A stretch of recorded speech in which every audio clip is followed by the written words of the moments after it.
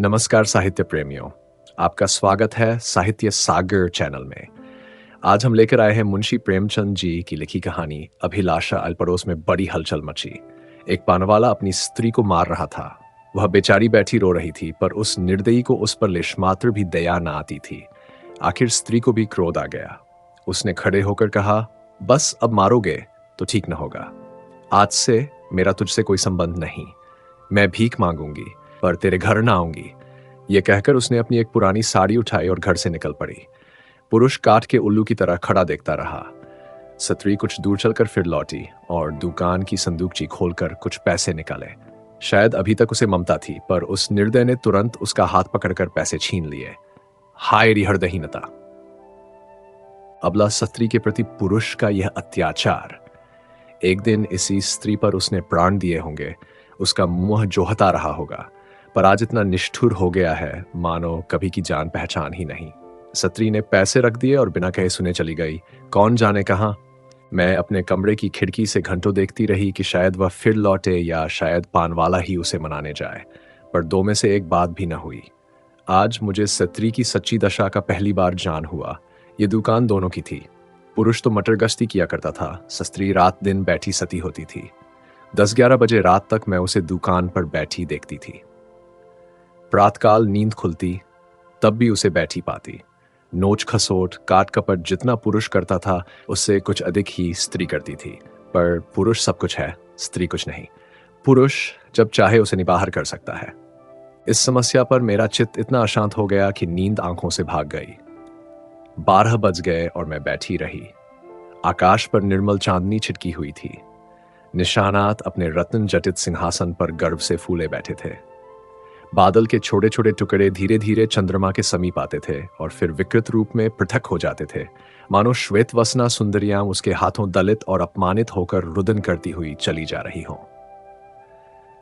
इस कल्पना ने मुझे इतना विकल किया कि मैंने खिड़की बंद कर दी और पलंग पर आ बैठी। मेरे प्रियतम निद्रा में मगन थे। उनका तेजमय मुखमंडल इस समय मुझे कुछ चंद्रमा से ही मिलता जुलता मालूम हुआ। वही साहस छवि थी जिसे मेरे नेत्र तृप्त हो जाते थे।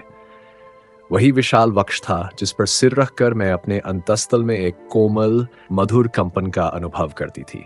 वही सुदृढ़ बाहें थीं जो मेरे गले में पड़ जाती थीं तो मेरे हृदय में आनंद की हिलोरें सी उठने लगती थीं। पर आज कितने दिन हुए मैंने उस मुख पर हंसी की उज्जवल रेखा नहीं देखी, न देखने को चित्त व्याकुल ही हुआ। कितने दिन हुए मैंने उस वक्ष पर सिर नहीं रखा और न वह बाहें मेरे गले में पड़ी। क्यों? क्या मैं कुछ और हो गई या पतिदेव ही कुछ और हो गए? अभी कुछ बहुत दिन भी तो नहीं बीते, कुल 5 साल हुए हैं। कुल 5 साल जब पतिदेव ने विकसित नेत्रों और लालायत अधरों से मेरा स्वागत किया था। मैं लज्जा से गर्दन झुकाए हुए थी। हृदय में कितनी प्रबल उत्कंठा हो रही थी कि उनकी मुख छवि देख लूं, पर लज्जावश सिर न उठा सकती। आखिर एक बार मैंने हिम्मत करके आंखें उठाईं और यद्यपि दृष्टि आधे रास्ते से ही लौट आई, तो भी उस अर्ध दर्शन से मुझे जो आनंद मिला, क्या उसे कभी भूल सकती हूँ? वह चित्र अभी मेरे हृदय पट पर खिंचा हुआ है। जब कभी उसका स्मरण आ जाता है, हृदय पुलकित होता है। उस आनंद स्मृति में अभी वही गुदगुदी, वही सनसनी है। लेकिन अब रात दिन उस छवि के दर्शन करती हूँ। उषाकाल, प्रातकाल, मध्याह्नकाल, संध्याकाल, निशाकाल, आठों पहर उसको देखती हूँ, पर हृदय में गुदगुदी नहीं होती। वहां मेरे सामने खड़े मुझसे बातें किया करते हैं। मैं क्रोशिये की ओर देखती रहती हूँ। जब वह घर से निकलते थे तो मैं द्वार पर आकर खड़ी हो जाती थी, और जब वह पीछे फिरकर मुस्कुरा देते थे तो मुझे मानो स्वर्ग का राज्य मिल जाता था। मैं तीसरे पहर कोठे पर चढ़ जाती थी और उनके आने की बाट जोहने लगती थी। उनको दूर से आते देखकर मैं उन्मत्त सी होकर नीचे आती और द्वार पर जाकर उनका अभिवादन करती। पर अब मुझे यह भी नहीं मालूम होता कि वह कब जाते और कब आते हैं। जब बाहर का द्वार बंद हो जाता है तो समझ जाती हूं कि वह चले गए। जब द्वार खुलने की आवाज आती है तो समझ जाती हूं कि आ गए। समझ में नहीं आता कि मैं ही कुछ और हो गई या पतिदेव ही कुछ और हो गए। तब वह घर में बहुत नन आते थे। जब उनकी आवाज कानों में आ जाती तो मेरी देह में बिजली सी दौड़ जाती थी। उनकी छोटी छोटी बातों, छोटे छोटे कामों को भी मैं अनुरक्त मुग्ध नेत्रों से देखा करती थी। वह जब छोटे लाला को गोद में उठाकर प्यार करते थे, जब टामी का सिर थपथपाकर उसे लिटा देते थे, जब बूढ़ी भक्तिन को चिढ़ाकर बाहर भाग जाते थे, जब बाल्टियों में पानी भर भर पौधों को सींचते थे, तब ये आंखें उसी ओर लगी रहती थीं। पर अब वह सारे दिन घर में रहते हैं, मेरे सामने हंसते हैं, बोलते हैं, मुझे खबर भी नहीं होती। न जाने क्यों। तब किसी दिन उन्होंने फूलों का एक गुलदस्ता मेरे हाथ में रख दिया था और मुस्कुराए थे। वह प्रणय का उपहार पाकर मैं फूली न समाई थी। केवल थोड़े से फूल और पत्तियां थीं, पर उन्हें देखने से मेरी आंखें किसी भांति तृप्त ही न होती थीं। कुछ देर हाथ में लिए रही, फिर अपनी मेज पर फूलदान में रख दिया। कोई काम करती होती तो बार बार आकर उस गुलदस्ते को देख जाती। कितनी बार उसे आंखों से लगाया, कितनी बार उसे चूमा। कोई 1 लाख रुपए भी देता तो उसे न देती। उसकी एक एक पंखड़ी मेरे लिए एक एक रत्न थी। जब वह मुरझा गया तो मैंने उसे उठाकर अपने बक्स में रख दिया था। तब से उन्होंने मुझे हजारों चीजें उपहार में दी हैं। एक से एक रत्नजटित आभूषण है, एक से एक बहुमूल्य वस्त्र है, और गुलदस्ते तो प्राय नित्य ही लाते हैं। लेकिन इन चीजों को पाकर वह उल्लास नहीं होता। मैं उन चीजों को पहनकर आईने में अपना रूप देखती हूँ और गर्व से फूल उठती हूँ। अपनी हमजोलियों को दिखाकर अपना गौरव और उनकी ईर्ष्या बढ़ाती हूँ। बस अभी थोड़े ही दिन हुए हैं उन्होंने मुझे चंद्रहार दिया है। जो इसे देखता है मोहित हो जाता है। मैं भी उसकी बनावट और सजावट पर मुग्ध हूं। मैंने अपना संदूक खोला और उस गुलदस्ते को निकाल लाए। आह! उसे हाथ में लेते ही मेरी एक एक नस में बिजली दौड़ गई। हृदय के सारे तार कंपित हो गए। वह सूखी हुई पंखड़ियां जो अब पीले रंग की हो गई थीं, बोलती हुई मालूम होती थीं। उसके सूखे मुरझाए हुए मुखों के अस्फुटित कंपित अनुराग में डूबे शब्द साया साया करके निकलते हुए जान पड़ते थे। किंतु वह रत्न जटित कांति से दमकता हुआ हाहार स्वर्ण पत्थरों का एक समूह था जिसमें प्रज्ञा न थी, मर्म न था। मैंने फिर गुलदस्ते को चूमा, कंठ से लगाया, आर्द्र नेत्रों से सींचा और फिर संदूक में रखाई। आभूषणों से भरा हुआ संदूक भी उस एक स्मृति चिन्ह के सामने तुच्छ था।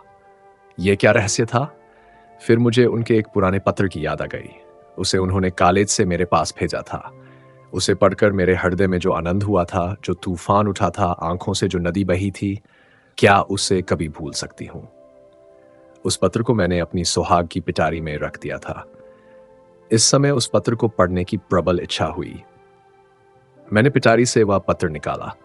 उसे स्पर्श करते ही मेरे हाथ कांपने लगे, हृदय में धड़कन होने लगी।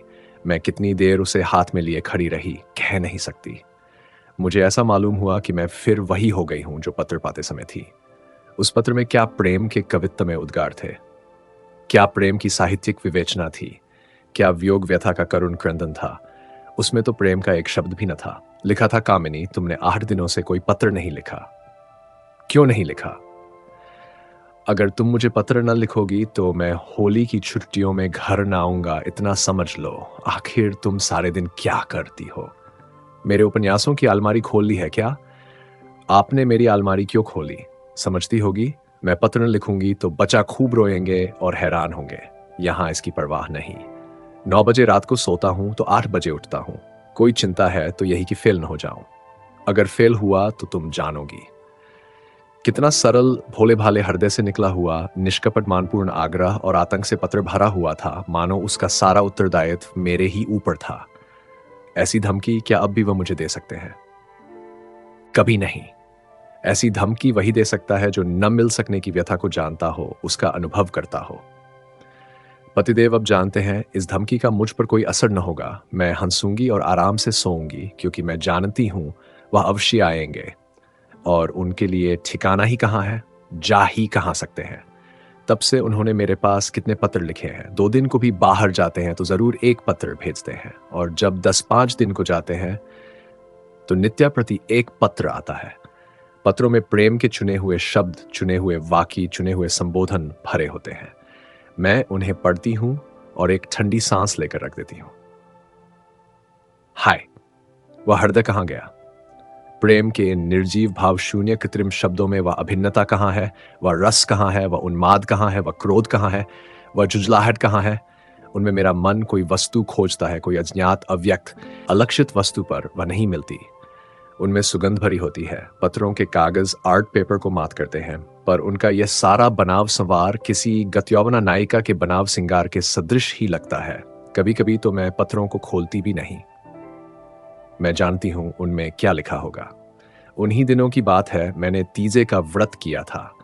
मैंने देवी के सम्मुख सिर झुकाकर वंदना की थी। देवी, मैं तुमसे केवल एक वरदान मांगती हूँ। हम दोनों प्राणियों में कभी विच्छेद न हो और मुझे कोई अभिलाषा नहीं, मैं संसार की और कोई वस्तु नहीं चाहती। तब से 4 साल हो गए हैं और हम में एक दिन के लिए भी विच्छेद नहीं हुआ। मैंने तो केवल एक वरदान मांगा था। देवी ने वरदानों का भंडार ही मुझे सौंप दिया। पर आज मुझे देवी के दर्शन हो तो मैं उनसे कहूं, तुम अपने सारे वरदान ले लो। मैं इनमें से एक भी नहीं चाहती। मैं फिर वही दिन देखना चाहती हूं जब हृदय में प्रेम की अभिलाषा थी। तुमने सब कुछ देकर मुझे उस अतुल सुख से वंचित कर दिया जो अभिलाषा में था। मैं अब की देवी से वह दिन दिखाने की प्रार्थना करूं जब मैं किसी निर्जन जलतट और सघन वन में अपने प्रियतम को ढूंढती फिरूं। नदी की लहरों से कहूं, मेरे प्रियतम को तुमने देखा है? वृक्षों से पूछूं, मेरे प्रियतम कहां गए? क्या वह सुख मुझे कभी प्राप्त न होगा? उसी समय मंद शीतल पवन चलने लगा। मैं खिड़की के बाहर सिर निकाले खड़ी थी। पवन के झोंके से मेरे केश की लटें बिखरने लगीं। मुझे ऐसा आभास हुआ मानो मेरे प्रियतम वायु के इन उच्छ्वासों में हैं। फिर मैंने आकाश की ओर देखा। चांद की किरणें चांदी के जगमगाते तारों की भांति आंखों से आंख मिचौनी सी खेल रही थीं। आंखें बंद करते समय सामने आ जाती, पर आंखें खोलते ही अदृश्य हो जाती थीं। मुझे उस समय ऐसा आभास हुआ कि मेरे प्रियतम उन्हीं जगमगाते तारों पर बैठे आकाश से उतर रहे हैं। उसी समय किसी ने गाया, अनोखे से नेही के त्याग, निराले पीड़ा के संसार। कहाँ होते हो अंतर्दान, लुटा करके सोने सा प्यार। लुटा करके सोने सा प्यार, ये पद मेरे मर्मस्थल को तीर की भांति छेदता हुआ कहाँ चला गया नहीं जानती। मेरे रोए खड़े हो गए, आंखों से आंसुओं की झड़ी लग गई। ऐसा मालूम हुआ जैसे कोई मेरे प्रियतम को मेरे हृदय से निकाले लिए जाता है। मैं जोर से चिल्ला पड़ी। उसी समय पतिदेव की नींद टूट गई। वह मेरे पास आकर बोले, क्या अभी तुम चिल्लाई थी? अरे तुम रो रही हो, क्या बात है? कोई स्वप्न तो नहीं देखा? मैंने सिसकते हुए कहा, रो ना तो क्या हंसूं?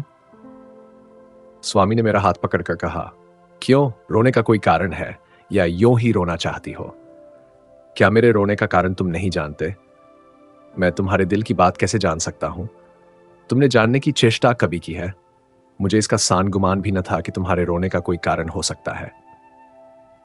तुमने तो बहुत कुछ पढ़ा है, क्या तुम भी ऐसी बात कह सकते हो? स्वामी ने विस्मय में पढ़कर कहा, तुम तो पहेलियां बुझवाती हो। क्यों, क्या तुम कभी नहीं रोते? मैं क्यों रोने लगा? तुम्हें अब कोई अभिलाषा नहीं है। मेरी सबसे बड़ी अभिलाषा पूरी हो गई। अब मैं और कुछ नहीं चाहता। यह कहते हुए पतिदेव मुस्कुराए और मुझे गले से लिपटा लेने को बढ़े। उनकी यह हृदयहीनता इस समय मुझे बहुत बुरी लगी। मैंने उन्हें हाथों से पीछे हटाकर कहा, मैं इस स्वांग को प्रेम नहीं समझती। जो कभी रो नहीं सकता वह प्रेम नहीं कर सकता। रुदन और प्रेम दोनों एक ही रेत से निकलते हैं। उसी समय फिर उसी गाने की ध्वनि सुनाई दी, अनोखे से नेही के त्याग, निराले पीड़ा के संसार। कहाँ होते हो अंतर्धान, लुटा करके सोने सा प्यार। पतिदेव की वह मुस्कुराहट लुप्त हो गई। मैंने उन्हें एक बार कांपते देखा। ऐसा जान पड़ा उन्हें रोमांच हो रहा है। सहसा उनका दाहिना हाथ उठकर उनकी छाती तक गया। उन्होंने लंबी सांस ली और उनकी आंखों से आंसू की बूंदें निकलकर गालों पर आ गईं। तुरंत मैंने रोते हुए उनकी छाती पर सिर रख दिया और उस परम सुख का अनुभव किया जिसके लिए कितने दिनों से मेरा हृदय तड़प रहा था। आज फिर मुझे पतिदेव का हृदय धड़कता हुआ सुनाई दिया। आज उनके स्पर्श में फिर स्फूर्ति का जान हुआ। अभी तक उस पद के शब्द मेरे हृदय में गूंज रहे थे, कहाँ होते हो अंतर्धान, लुटा करके सोने सा प्यार। यदि इस प्रस्तुति ने आपके हृदय को स्पर्श किया हो तो कृपया इस वीडियो को लाइक करें, कमेंट करें और साहित्य सागर चैनल को सब्सक्राइब करना न भूलें। धन्यवाद।